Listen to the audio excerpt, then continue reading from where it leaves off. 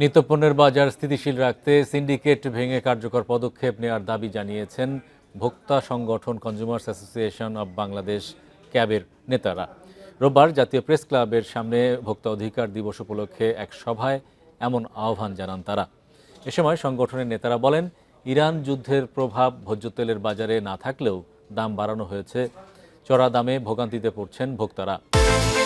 বিকাশ পেমেন্টে 10,000 টাকার বেশি অফার, শপিং চলছে তো।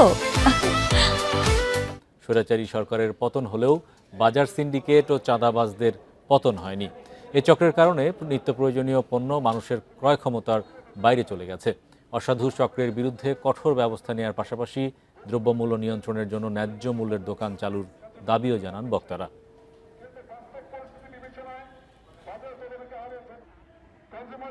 প্রতিটা পণ্য যখন এরকম সিন্ডিকেট করে সাপ্লাইটাকে নিয়ন্ত্রণ করে যখন বিক্রি হয়, তখন কোনো আইনগত পদক্ষেপ যখন না নেওয়া হয়, তখন আমরা ভোক্তাদের সংগঠিত করে, নাগরিকদের সংগঠিত করে আপনাদেরকে নিয়েই আমরা সরকারের এটা দেখিয়ে দেবো যে